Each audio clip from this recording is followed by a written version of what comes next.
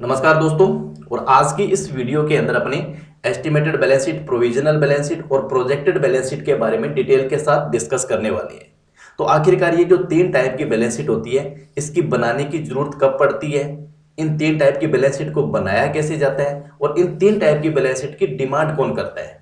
तो अगर आप इस वीडियो को एज ए फ्रेशर अकाउंटेंट के व्यू से देख रहे हो तो वीडियो को एंड तक जरूर देखना, ताकि आपको पता चल सके भी इन तीन टाइप की बैलेंस शीट के अंदर डिफरेंस क्या होता है। क्योंकि जब भी आप किसी बिजनेस की अकाउंटिंग करोगे तो आप लोगों को भी ये तीन टाइप की बैलेंस शीट बनानी पड़ेगी। ये एक नए स्टार्टअप बिजनेस के लिए भी हो सकता है और एक जो बिजनेस ऑलरेडी रनिंग में चल रहा है उन लोगों के लिए भी इंपॉर्टेंट हो सकता है।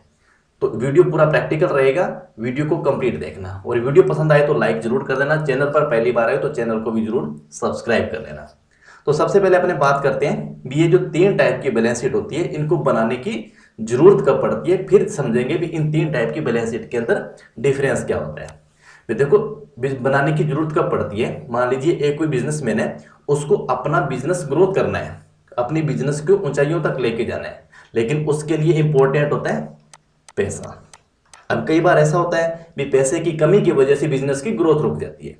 अगर बिजनेस को ग्रोथ करना है, आपके पास में अच्छा आइडिया है, तो वो बिजनेसमैन क्या करेगा, कांटेक्ट करेगा बैंक के साथ। किसके लिए? लोन लेने के लिए। तो जैसे ही वो बिजनेसमैन बैंक मैनेजर से अपनी बिजनेस के बारे में डिस्कस करेगा लोन लेने के लिए, तो जो बैंक मैनेजर है उनको ये तीन टाइप की बैलेंस शीट बोलेगा कि आप हमें ये तीन टाइप की अपनी बिजनेस का बैलेंस शीट हमें प्रोवाइड करवा दो, ताकि हम ये चेक कर सकें कि आप अपनी बिजनेस की कितनी ग्रोथ है जो ईयर वाइज आप दिखाओगे। ठीक है, लेकिन अब इसके अंदर कंडीशन ये आती है भी हो सकता है भी किसी ने बिजनेस अभी स्टार्ट करना हो, यानी कि बिजनेस की उसने शुरुआत करनी है, उसके लिए पैसा चाहिए। या कई बार ऐसा होता है भी बिजनेस ऑलरेडी चल रहा है, लेकिन बिजनेस चल रहा है, उसी बिजनेस को और ज्यादा ग्रोथ करना है तो पैसे की जरूरत पड़ती है। तो सबसे पहले अपने बात करते हैं भी जिसका बिजनेस ऑलरेडी अगर चल रहा है, अपने नए के लिए भी डिस्कस करेंगे और अभी फिलहाल अपने डिस्कस करें भी जिसका बिजनेस ऑलरेडी चल रहा है, तो उन लोगों को ये जो तीन टाइप की बैलेंस शीट होती है वो कैसे बनानी होती है। तो सबसे पहले अगर अपने बात करते हैं, मान लीजिए कोई ऐसा एक बिजनेस है जिसके पास में जीएसटी का रजिस्ट्रेशन भी उसने ले रखा है।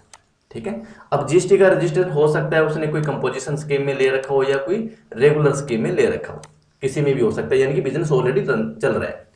अब मान लीजिए कोई ऐसा बिजनेस है जिसकी लास्ट ईयर, यानी कि अगर बात करें भी 31/3/2024 को उसकी टैक्स ऑडिट हुई थी बुक्स ऑफ अकाउंट की सीए के द्वारा।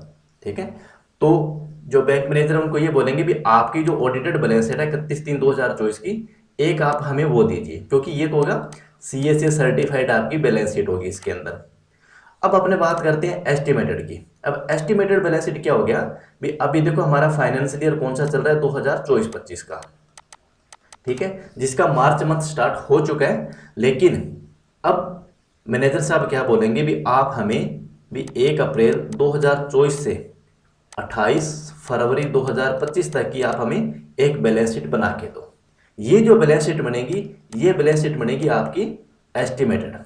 ठीक है, अब इसका मतलब क्या हो गया भी आपने 1 अप्रैल से लेके और 31/1/2025 तक अगर आपके पास में जीएसटी का नंबर है और आप रेगुलर स्कीम में हो, तो आपने ये रिटर्न फाइल कर दी होगी। तो वहां पर आपने जो जीएसटीआर 3B की रिटर्न जो फाइल करी है और जीएसटीआर 1 जो आपने फाइल करी है, उसकी आपको ये कॉपी की डिमांड करेंगे, ताकि हम वेरीफाई कर सकें कि आपकी बिजनेस की टोटल टर्नओवर कितनी है। ठीक है, और 28 फरवरी यानी कि जो फरवरी मंथ का है, अब इसकी तो हमें जीएसटीआर 1 की रिटर्न फाइल करने का भी टाइम अभी बचा हुआ है, जीएसटीआर 3B का भी टाइम बचा हुआ है। तो आप बाकी का डाटा तो हमें, क्योंकि 31/1 तक तो आपका लगभग डाटा एक्चुअल हो चुका है, आपकी सेल फाइनल हो चुकी है, लेकिन 28 फरवरी तक का भी आप हमें टोटल आपकी बैलेंस शीट हमें चाहिए। अब बैलेंस शीट के अंदर क्या होगा भी, एस्टिमेटेड बैलेंस शीट का मतलब हो गया भी आपका 90% काम है जो ओके है, यानी कि आपने मान लीजिए 28 फरवरी तक की बुक्स ऑफ अकाउंट्स मेंटेन कर रखी है, तो इसका मतलब आपके जो बैंक अकाउंट है वो बिल्कुल टैली रहने चाहिए बैंक स्टेटमेंट के साथ में। ठीक है, और उसके बाद में मान लीजिए अगर आप बैंक आपका ओके है, तो बहुत सारे आपके सेंट्री क्रेडिटर होंगे या सेंट्री डेब्टर होंगे, वो भी आपके क्लियर हो चुके होंगे अगर आप बैंकिंग ट्रांजेक्शन ज्यादा करते हो तो एस्टिमेटेड का मतलब लगभग 90% आपका काम ओके है। 10% का जो डिफरेंस है, थोड़ा बहुत वेरिएंस उसके अंदर आ सकता है, यानी कि आपका ग्रोस प्रॉफिट थोड़ा बहुत चेंज हो सकता है, नेट प्रॉफिट आपका थोड़ा बहुत चेंज हो सकता है, नेट प्रॉफिट चेंज होगा तो कैपिटल बैलेंस के अंदर भी आपका चेंज होगा। तो इसका मतलब हो गया भी आपका थोड़ा बहुत वेरिएंस हो सकता है। वेरिएंस क्यों होगा? क्योंकि काफ़ी सारी हमें कुछ कैश ट्रांजैक्शन भी करनी पड़ती है, कुछ एक्सपेंसेस है जो हमें कैश में अलाउ होते हैं, वो अपने के भी उसकी एंट्री कम या ज़्यादा हो सकती है, या ऐसे कोई सैलरी डेप्टर जिनकी हमें कैश पेमेंट हमें रिसीव करनी है वो अभी पेंडिंग पड़ी है, या सैलरी क्रेडिट जिनको हम कैश पेमेंट 10,000 से नीचे की दे सकते हैं वो पेमेंट अभी हमारी करने वाली बकाया पड़ी है। तो यानी कि ऑलमोस्ट 90% काम आपका लगभग 28 फरवरी तक क्लियर हो चुका है। तो इसको अपने बोलते हैं भी आपकी कंपनी का एक तरीके का एस्टिमेटेड डाटा आप हमें प्रोवाइड कीजिए, ताकि हम आपकी बैलेंस शीट से को देखकर आपकी बिजनेस का एक आइडिया लगा सकें भी आपको कितना लोन मिल सकता है, आपने टोटल टर्नओवर आपने कितनी कर रखी है। उसके बाद आप बात आती है प्रोविजनल की। देखो प्रोविजनल का मतलब क्या बन गया भी 28 फरवरी तक तो लगभग आपका काम ओके है। अब एक आपसे मांगी जाएगी 31/3/2025 तक की। अब 31/3/2025 के अंदर क्या होगा भी लगभग अपने कह सकते हैं भी फरवरी और मार्च, फरवरी 25 और मार्च 25, इसके अंदर भी फरवरी तो आपका लगभग क्लियर हो चुका है तो आपकी परचेज सेल भी ऑलमोस्ट क्लियर है, लेकिन मार्च के अंदर आप अपने आईडी के अकॉर्डिंग बता दो भी हमें आप मार्च के अंदर कितनी आप सेल और कर दोगे। ठीक है, तो कहने का मतलब हो गया भी मार्च तक आपका एक प्रोविजनल डाटा आ जाएगा। ठीक है, यहाँ पर तो एस्टिमेटेड भी लगभग सही है। मार्च महीने का भी आपको पिछले 11 महीनों के अंदर जो आपने सेल परचेज करी है, जो आपने बिजनेस का रनिंग हुई है, उसी के अकॉर्डिंग आप एक बार मार्च का भी डाटा हमें दे दीजिए कि हम मार्च 2025 जब हमारा फाइनेंशियल ईयर खत्म होगा तो वहां पर हम इतनी सेल लगभग आपको करके दिखा देंगे। ठीक है, तो इसका मतलब क्या होगा भी जो अभी तक हमने फरवरी 2025 तक की जो बैलेंस शीट बनाई है उसका हमें थोड़ा कुछ 10% या 15% या 12% कुछ हमें रिकॉर्ड इंक्रीज करके दिखाना होता है भी, बढ़ते क्रम में हमें दिखाना है, तभी तो हमारा लोन मैनेजर साहब चेक करेंगे ठीक है भी आप अपनी बिजनेस की ग्रोथ है जो करोगे, तो वहां पर वो कुछ इंक्रीज डाटा हो जाता है। ये अपने बैलेंस शीट के अंदर भी देखेंगे। उसके बाद बात आती है प्रोजेक्टेड बैलेंस शीट की। तो प्रोजेक्टेड बैलेंस शीट कब आएगी भी आप हमें एक 31/3/2026 तक की भी आप हमें एक बैलेंस शीट बना के दोगे। प्रोजेक्टेड का मतलब हो गया भी आपने भी 1 अप्रैल मतलब 24 से लेके और 31/3/25 तक जितना आपने बिजनेस किया है, तो आपको क्या करना पड़ेगा इस बिजनेस के अंदर उसी बिजनेस का लगभग 12 से 15% की ग्रोथ के साथ आपको अपनी परचेज का डाटा है, सेल का डाटा है, आपका ग्रोस प्रॉफिट है, नेट प्रॉफिट है, कैपिटल बैलेंस है, बैंक बैलेंस है, इनको आपको इंक्रीज करके दिखाना होता है। क्योंकि अब ये 3 जो बैलेंस शीट बनती है लोन के पर्पज से बनती है। तो अब मान लीजिए आपने 28 फरवरी तक का डाटा आप दे रहे हो, तो 28 फरवरी की जब आप बैलेंस शीट देखोगे, अब अपने बैलेंस शीट को ओपन करते हैं।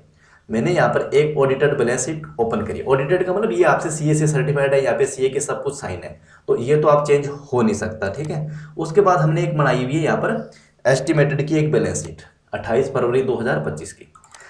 है आपकी बैलेंस शीट सारी, लेकिन इन तीनों में फर्क क्या रहने वाला है भी, यहाँ पर कुछ ना कुछ आपका रिकॉर्ड है जो फर्क रहेगा। जैसे आप मान लीजिए मेरे पास में 28 फरवरी 2025 का मैंने एक ट्रेडिंग अकाउंट बनाया, ठीक है, और यहाँ तक ये तो मेरा जो 31 मार्च 2024 का जो मेरी बैलेंस शीट थी उसको देख के मैंने यहाँ पर ओपनिंग बैलेंस यहाँ पर लिख दिया, और ये मैंने 28 फरवरी तक की जितनी मेरी जीएसटी मतलब परसेंटेज वाइज अगर मैंने बात करें भी टोटल हमारे पास में इतनी परचेज हुई है और इतनी हमने सेल कर दी। अब इस सेल के अंदर हमने जो 31/3/2025 तक की जो हमारी 11 महीनों की 10 महीनों की जो हमने रिटर्न फाइल कर दी है उसका रिकॉर्ड आपके पास में है, और ये हमारे पास एस्टिमेटेड क्लोजिंग स्टॉक हमने बता दिया भी इतना क्लोजिंग स्टॉक 28 फरवरी को हमारी बुक्स के अंदर आ रहा है। और यहाँ अगर अपने बात करें अदर इनकम की, तो अदर इनकम हमारे पास में 1235, इसके अंदर आपका डिस्काउंट वगैरह कुछ भी हो जाएगा। इसी तरीके से आपके बिजनेस के खर्चे हो जाएंगे। मानिए हमने कह दिया 1800 रुपये अभी तक हमने सैलरी दी है, तो 28 फरवरी तक आपने ये डिक्लेयर कर दिया भी हमारा 10,686 रुपये और 57 पैसे का प्रॉफिट आया है। अब अपने बैलेंस शीट पे चलते हैं। तो बैलेंस शीट भी हमने 28 फरवरी तक की बनाई हुई है। यहाँ पर हमने देखो यहाँ हमारे पास क्या रहेंगे, ये सिर्फ सैलरी क्रेडिटर की अमाउंट है या जीएसटी का जो इनपुट आउटपुट हमारा है ये लगभग ऑलमोस्ट 90% या 95% ओके है, यहाँ पर कोई दिक्कत नहीं है। ठीक है, लेकिन अभी तक हमारा लोन तो चल नहीं रहा। ठीक है, अदर फाइनेंस हमारे पास में कुछ भी नहीं है क्योंकि 28 फरवरी तो हमारी बुक्स ऑलरेडी ओके है। लेकिन अब हमें लोन लेना है, तो लोन अब कब लेंगे 28 फरवरी को अपने मतलब मान लीजिए अपने अप्लाई किया फरवरी मंथ के अंदर, तो मार्च के महीने के अंदर हम दिखाएंगे कि हमें जितने भी लोन की रिक्वायरमेंट है, अब वो लोन वाली जो अमाउंट है वो हमें क्या करना पड़ेगा जब हमारी प्रोविजनल बैलेंस शीट बनेगी 31/3/2025 की। अब अपने यहाँ चलते हैं, तो यहाँ देखोगे सबसे पहले हमारे पास प्रॉफिट एंड लॉस अकाउंट के अंदर तो 31/3/2025 की आ रही, ये आ रही प्रोविजनल ट्रेडिंग अकाउंट। ठीक है, तो यहाँ पर हमने क्या किया, थोड़ा बहुत इसके अंदर ग्रोथ दिखा दिया। फिर फरवरी का तो रिकॉर्ड इसके अंदर है ही, मतलब 1 अप्रैल लेके अप्रैल 24 से लेके और फरवरी 2025 तक की परचेज है, और इसके अंदर हमने कुछ मार्च वाली भी एस्टिमेटेड प्रोजेक्टेड एक लेके हमने इसके अंदर ऐड कर दिया। और यहाँ पर उसी अकॉर्डिंग हमने मार्च की भी इतने 11 महीनों के पिछले सेल हमने देख ली, तो एक उसी के अकॉर्डिंग हमने यहाँ पर सेल भी थोड़ा बहुत इंक्रीज कर दिया।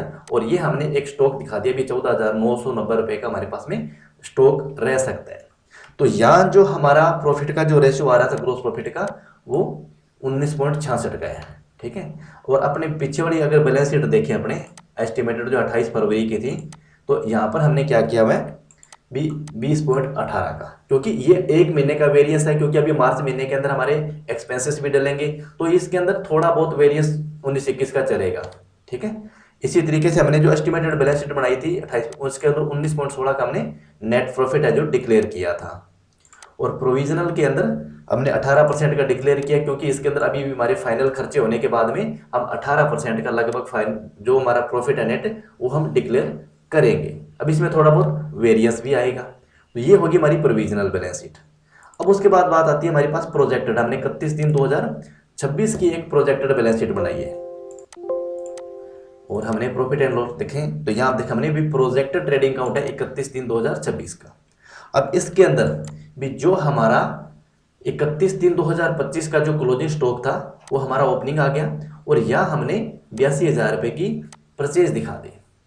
भी आप अपने बिजनेस के अकॉर्डिंग दिखाओगे, जो आपकी लास्ट ईयर ऑडिट थी मैंने आपको एग्जांपल के लिए बताया है भी हमारी 82,000 रुपये की ये परचेज रहेगी, 84,000 की सेल है, 17,000 का हमारा स्टॉक रहेगा। तो यहाँ हमने ग्रोस प्रॉफिट को थोड़ा बहुत इंक्रीज कर दिया, भी हमारे पास में ये इतना ग्रोस प्रॉफिट हमारा परसेंटेज में रहेगा, और हमारा नेट प्रॉफिट है जो लगभग 23% के लगभग रहेगा, क्योंकि हमने ये तीनों को बढ़ते हुए क्रम के अंदर इस चीज़ को दिखाया हुआ है।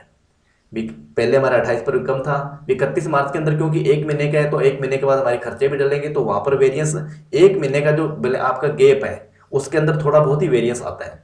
लेकिन आगे वाले 31/3/2026 के अंदर जब भी हमें प्रोजेक्टेड दिखाएंगे तो वहां पर हमें डाटा थोड़ा सा बढ़ा के दिखाना होता है भी इतनी हमारी कैपिटल आएगी।